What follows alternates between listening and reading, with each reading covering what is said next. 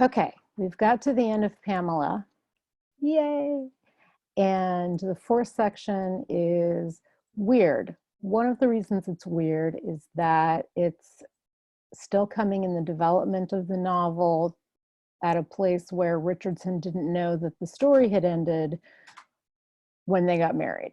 So there are lots of different stories that are usually tragic or comic that end with a death or marriage, and no one knew the novel was supposed to follow that pattern. So this follows still the pattern more of a conduct book, where in this fourth section, we're getting all of the ways in which a wife is meant to behave. So we get the sweet injunctions, we get the rules that he lays out. And during this section, we see Pamela being totally subservient. This is the section in which Richardson is writing the conduct book that is for married women. And it's also meant to show the reward that she gets for maintaining her virtue. And the reward is that she gets to be married to him. And he's great, I guess. But she seems happy enough, so good for her. There are a couple of other things I want to mention before I go on to talk about this one part that's particularly interesting to me.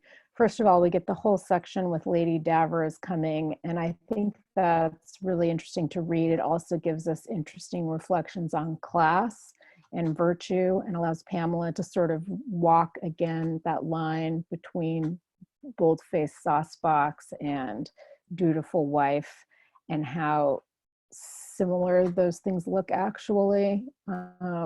When she's talking to Lady Davers, especially when she's being held captive by Lady Davers. We also get a lot of attention to money and class, but class specifically in the sense that Mr. B is now able and willing and happy to give all of these people all of this money. One thing that Pamela has said in the novel is that she envies rich people only for their ability to be generous. And here we see her generosity of spirit and generosity with money, particularly, for example, in raising her parents up to this level that makes it like okay for them to go visit her parents by the very end. Okay, the thing that's particularly interesting to me is at the very end, we get the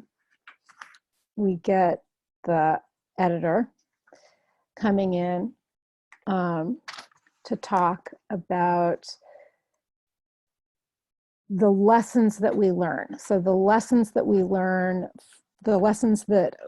from gentleman, Mr. B, from Lady Davers, from Mr. Williams, from Mr. Andrews and his wife, the upper servants, Sally Godfrey, lower servants, and then Pamela. And Pamela gets a couple of pages, and then she gets her own little list. So this is the page that I'm looking at. It's the very end. And all of these are supposed to summarize for us what the conduct book would be about, would have taught us. And they're serving as sort of morals to the story. So if the moral to Moll Flanders was, if you're really penitent at the end, then you'll get good stuff. The moral here is that if you are virtuous if you defend your virtue and are a good wife, you'll get this great reward. The section at the back is telling us how to do that and be worthy of it. And I am comparing it now to the preface. And the preface tells us similar things, that it is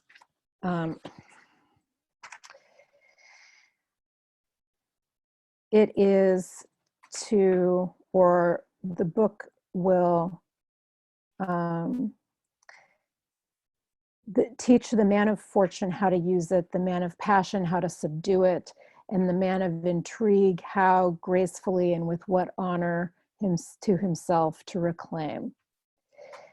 It teaches or gives practical examples worthy to be followed in the most critical and affecting cases by the modest virgin, the chaste bride, and the obliging wife. And this is where we see it turning into a conduct book. The preface also says, and I mentioned this at some point, if to effect all of these good ends in so probable and natural, so lively a manner as shall engage the passions of every sensible reader and strongly interest them in the edifying story.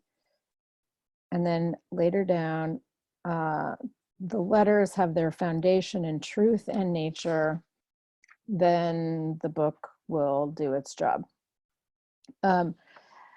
This answers one of the questions, or raises another question for us about realism and the novel. So the novel has this realist sort of gesture of being a collection of letters and a diary, and then we talked a lot about different readers, but it also is this weird mash of a collection of letters, which was actually meant to teach people how to write letters originally, as it was originally imagined, an epistolary something that was coming to be called a novel, and a conduct book in a way that's meant to take characters from nature, but which I think we all agree doesn't really manage, certainly by the end of the book, to give us totally coherent characters, but it was trying to, which is what makes it one of the more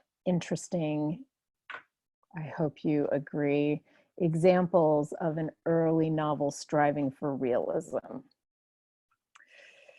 Okay,